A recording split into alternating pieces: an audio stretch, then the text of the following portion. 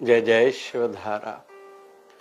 हमारे शास्त्रों में परमात्मा का विधान, परमात्मा की लीला के संदर्भ में विस्तार से वर्णित है, उल्लेखनीय है, सब लिखा हुआ है। लेकिन फिर भी भगवान का कोई अंत थोड़ी पा सकता है। उदाहरण संसार में भी हम प्रैक्टिकल सामने देखते ही हैं कि किसी ने अच्छा काम किया, वो बड़ा आदमी बन गया।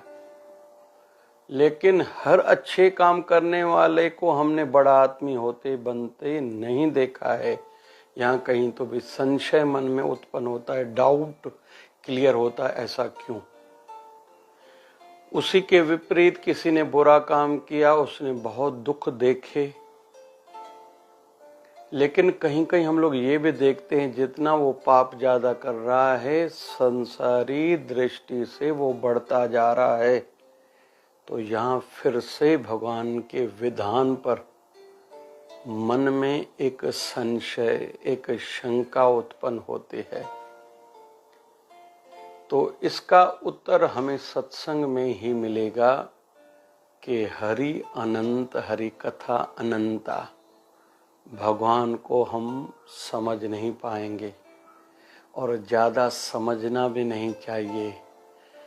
और जैसे श्रीमद् भगवद गीता के अंत में अर्जुन ने खुद को समर्पित किया है, क्योंकि उससे पहले भगवान ने खुद अर्जुन को कहा है, बस अभी छोड़ो सभी बातों को, तुम केवल मेरे हो जाओ। तो अर्जुन ने जब खुद को सरेंडर किया, अर्पित किया, तब जाके उसका काम बना। और हमारे लिए भी नियम यही है। हरि के, भगवान के, गुरु के विधान को, सिस्टम को हम नहीं पूरी तौर पर समझ पाएंगे। हाँ, जो संकेत हैं और जो आज्ञाएं हैं उस अनुसार उसको ध्यान में रख के हमें आगे जरूर बढ़ना चाहिए, क्योंकि यह तो एक अटल नियम है। अच्छाई का फल अच्छा है, बुराई का फल बुरा है। या थोड़ा और डीप जाएं, गहरा समझने का प्रयास करें कि जैसे जिसने जो पिछले जन्म में कर्म किया था या कई जन्मों में कर्म करे थे, उसका भी फल इस जन्म में जुड़ा हुआ है, लेकिन हम जानते नहीं हैं। आज जैसे जो बच्चा धनवान परिवार में, अमीर घर में जन्मा है, उसने अभी क्या किया? जो जन्म लेते ही उसको सुख मिल रहे हैं, मतलब उसने पिछले जन्म में दान पुण्य किया होगा। अभी जो गरीब घर में, एक झोपड़ी में, झोपड़पट्टी में जिसने जन्म लिया है, खाने को नहीं, दूध पीने को नहीं, किसी को माँ नहीं, किसी का बाप नहीं, किसी को घर नहीं, किसी को समझ नहीं, किसी को स्वास्थ्य नहीं, किसी को पढ़ाई नहीं मिल रही है, तो मतलब पिछले जन्मों के पाप कर्म का दंड भोग रहा है। लेकिन इसको हम समझ नहीं पाएंगे। ये एक संकेत है, इशारे हैं। एक बार भगवान नारायण से नारद मुनि जी पूछते हैं, प्रभु ये आपकी क्या लीला है? आप कैसे संसार चलाते हो? तो भगवान ने कहा, चलो तो तुम्हें दर्शन कराता हूं मेरी लीलाओं का थोड़ा सा। नारद जी के साथ भगवान नारायण धरती पर आए।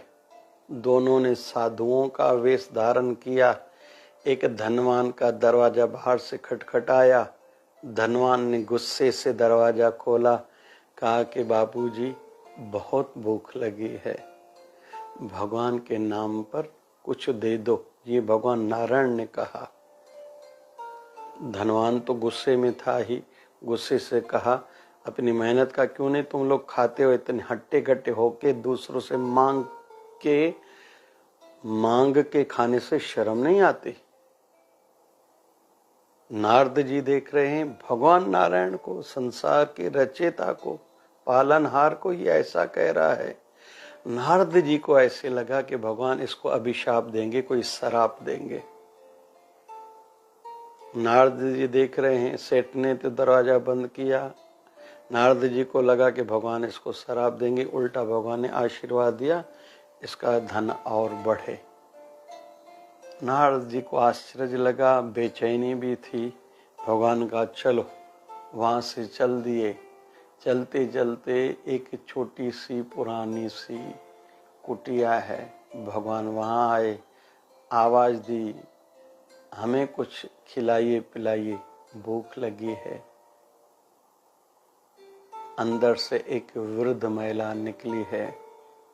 उस माता ने प्रणाम किया, कहा प्रभु मेरा वो भाग्य आप साधु वेश में मेरे पास आए।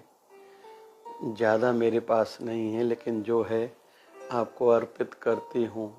अंदर से 2 कटोरे लाई, बस उसकी संपत्ति एक गाय थी, दूध निकाल के 2 कटोरों में एक भगवान श्री नारायण को, दूसरा नारद जी को, जो दोनों साधु वेश में हैं, दे दिया। भगवान ने पाया, नारद जी ने भी पाया। अभी नारद जी को ऐसे लग रहा है कि भगवान शायद इनको बड़ा आशीर्वाद देंगे कि ये माता सुखी हो जाए, धनवान हो जाए। जब भगवान वहां से जाने लगे तो भगवान ने मन ही मन में उस माता की गाय की मृत्यु के संदर्भ में मुख से कहा, उसकी गाय मर जाए। नारद को आश्चर्य लगा। भगवान ने इशारा दिया तो मेरे पास आओ, चलते चलो। आगे चल के भगवान कहीं ठहरे। नारद जी ने कहा भगवान सेठ ने आपका अपमान किया, निंदा की, कुछ दिया नहीं, उसको आशीर्वाद दिया। और वृद्ध माँ ने आपका भाव से सेवा और सत्कार किया, उसकी गौ हत्या के संदर्भ में आपने मुख से कहा। ये क्या लीला प्रभु। यहाँ एक निवेदन है, भगवान कोई भी लीला कर रहा है हमारे साथ या और किसी के साथ, उसको लीला का भाव रखते हुए देखें, ना कि शिकायत की दृष्टि से, निराशा की दृष्टि से देखें, या हम बड़े समझदार हैं हमें समझता है, यह भाव से हर समय न देखना चाहिए।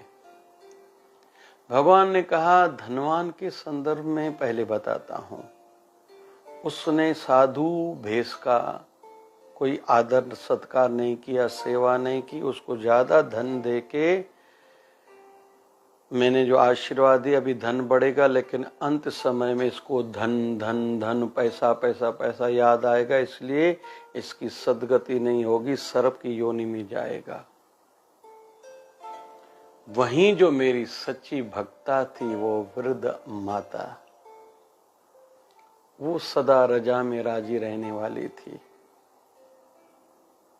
और हर रूप में मुझे ही भासती थी, देखती थी। मेरा रूप समझ के सबका आदर सत्कार और सेवा करती थी, भजन में तल्लीन रहती थी। अभी उस माता की शरीर की जल्दी मृत्यु होने वाली है। उस माता का जीवन तो वैसे एक आदर्श है, लेकिन कहीं तो भी ममत्व भाव, मोह इस गाय में भी है।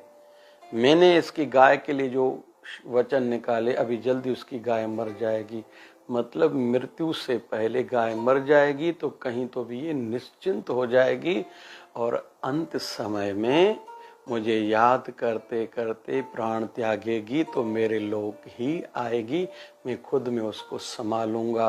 क्योंकि अगर वो गाय जीवित रहती थी तो कहीं इसका मृत्यु के समय गाय में प्राण अटकता था, मोह अटकता था, मोह होता था, तो कहीं ये गाय की योनि में न जाए, इसलिए मैंने इस पर ये कृपा करी। और ये कृपा मैं अपने सभी भक्तों पर करता हूँ। तो नारद जी आश्चर्यचकित हो गए, भगवान को प्रणाम किया। तो इस उदाहरण के माध्यम से हम लोग सीख रहे हैं, सच्चे हरि के भक्त देखने में दुखी जरूर हैं, व्यवस्थाओं का अभाव जरूर है उनके जीवन में, लेकिन वो प्रसन्न है और शरीर त्यागने के बाद वो हरि को ही मिल जाएंगे। प्रभु उसको अपने आप में उनको संभालेंगे। संसारी दृष्टि से जो धनवान हैं बढ़ते जा रहे हैं, भले पिछले जन्म में उन्होंने अच्छा काम किया तब भी बढ़ते जा रहे हैं, लेकिन बुद्धि समझ उनकी अच्छी नहीं है, उनका भविष्य आने वाले जन्म अच्छे नहीं हैं। और दूसरे शब्दों में समझने का प्रयास करें, हरि अनंत, हरि कथा अनंता, भगवान के किए में ज्यादा दिमाग नहीं लगाना चाहिए।